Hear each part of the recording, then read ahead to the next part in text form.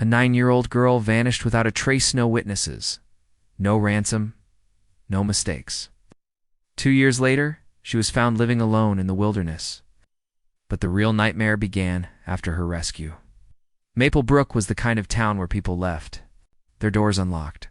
With a population under 15,000, it was surrounded by thick forests, narrow hiking trails, and winding back roads.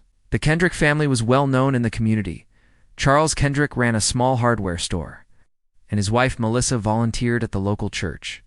Their daughter, 9-year-old Hannah, was a bright, curious child who loved her bike and spent most weekends exploring the neighborhood park. On the morning of May 4, 2019, Hannah left the house around 9 a.m. wearing a purple sweatshirt and riding her pink bicycle with handlebar streamers. She told her parents she'd be back in an hour. They didn't worry, she had made the trip dozens of times. At 11:30 a.m., her parents began calling neighbors. By noon, the police were notified. The initial search effort was massive. Helicopters scanned the woods with thermal cameras. Bloodhounds followed scent trails that disappeared at a clearing near the woods. Her bike was discovered by a jogger. Around 2 p.m., tipped over, with scratch marks on the metal frame and torn cloth near the seat. The front tire still spun when the jogger found it. The FBI was involved within 48 hours. A statewide Amber Alert was issued. Every car that left Maple Brook that day was reviewed by surveillance, but the footage revealed nothing. There were no ransom notes, no signs of struggle, no witnesses who saw anything unusual. It was as if Hannah had been erased from the world. Fear gripped the town. Parents stopped letting their children outside. Conspiracy theories spread online. Some blamed migrant workers. Others accused local politicians. Tips poured in, but they all led nowhere. Behind closed doors, some detectives admitted they feared the worst, that Hannah might never be found alive. In November 2019, snowy highway outside, Detroit claimed the life of Matthew Crane. His car skidded on black ice and slammed into a guardrail. He died on impact. Crane was 42, worked remotely, and had no known family. When police entered his house for routine processing, nothing seemed out of place until they reached the study. The room had a tall bookshelf pressed tightly against the wall. When one of the officers tried to move it, he discovered it was mounted on hidden rails. Behind it was a concealed door secured by a keypad. They guessed the code based on Crane's birthday. The door clicked open. The basement was small, cold, and deeply unsettling. Every surface was soundproofed with foam panels. There was a cot, a stack of children's books, and a bucket-style toilet. Toys were scattered across the floor, some still in plastic. On a table sat a stack of photographs, all of children's faces. Taped to the wall were missing person flyers, including one of Hannah Kendrick. The basement held traces of human presence. DNA samples collected from the mattress and toothbrush matched Hannah. Forensic investigators estimated she had been held there for at least 4 months. There were no signs of recent occupancy. She was gone, but not far gone. Hard drives found in the basement revealed disturbing files, encrypted communications, lists of locations, and digital folders labeled by code names. It was clear this was not the work of a lone predator. The scope was far bigger, and the truth was far more horrifying.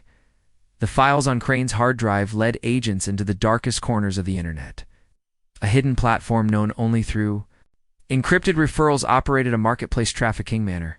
Investigators uncovered dozens of usernames, shipping routes, and purchase logs. These weren't random crimes.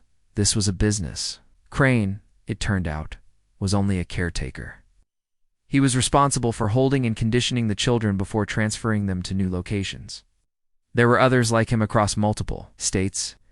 FBI agents worked with international cyber units to decode each server, message, and video stream. Raids were launched in 5 cities. One cabin in Idaho contained 3 missing children kept in hidden rooms beneath the floorboards. Warehouse in New Jersey was outfitted with cages disguised behind industrial shelving. Each raid brought back another victim and another piece of the puzzle in Phoenix.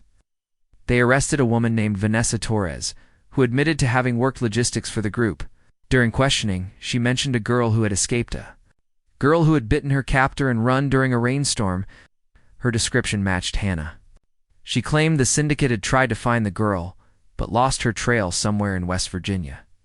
Agents combed the area, Drone sweeps, infrared scans, and poster campaigns followed.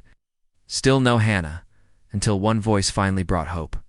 A rescued 10-year-old boy told investigators that a brave girl with tangled hair had taught him how to count the hours using light under the door. He called her the Wild One. That was when they knew Hannah had survived. The next clue came nearly a year later. In October 2020, when a hunter in the Appalachian Mountains spotted movement near a creek bed. At first, he thought it was a deer, but when he got closer, he saw a young girl crouched beside a tree, barefoot and wrapped in a makeshift blanket made of garbage bags and duct tape. She bolted. Local authorities were notified, and a search began.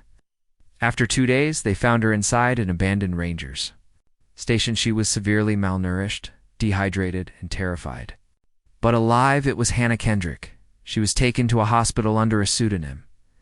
At first, she refused to speak or even eat. Doctors noted signs of long-term confinement, trauma, and extreme survival adaptation. She had lived alone in the forest for over 13 months, surviving off berries, discarded hunting supplies, and rainfall. She had created traps to catch squirrels and fashioned a crude shelter out of fallen trees and a tarp stolen from an old shed. Once stable, she began to write and draw. Her images showed hallways, steel doors, faces wearing surgical masks. One picture showed a woman with brown hair and a white coat. This woman had been kind to her, brought books and snacks, but also told her to never scream, never run, never tell anyone who she was. The drawings matched the files found in Crane's house. The woman was real soon. Her name would come to light. Through facial recognition and patient cross-referencing, investigators identified the mystery woman in Hannah's drawings. She was Dr. Elise Harland, a prominent child psychologist, who had worked on several high-profile abduction cases and even served as a consultant for law enforcement. She had built a reputation as a hero, someone gave lectures about child safety and conducted interviews warning parents about online predators. But behind the scenes, she was the one orchestrating it all. Emails and encrypted messages tied her to every major figure in the syndicate. She used her position to steer investigations away from real leads, plant false evidence, and provide mental health evaluations to families to keep them distracted or sedated. During a raid of her properties, police found a locked chamber under her garage.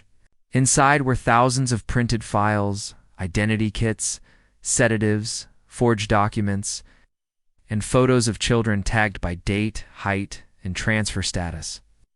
A second database she kept showed purchase records with coded references to buyers from 6 different countries. Dr. Harlan had been behind the operation for nearly 2 decades.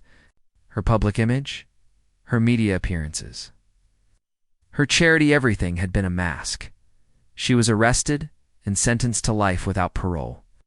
Her trial revealed horrifying truths about how deep evil could hide behind a mask of virtue. As for Hannah, she eventually returned home. She was celebrated not just as a victim, but as the girl who escaped hell, exposed a national trafficking ring, and helped bring down the very woman trusted to protect children.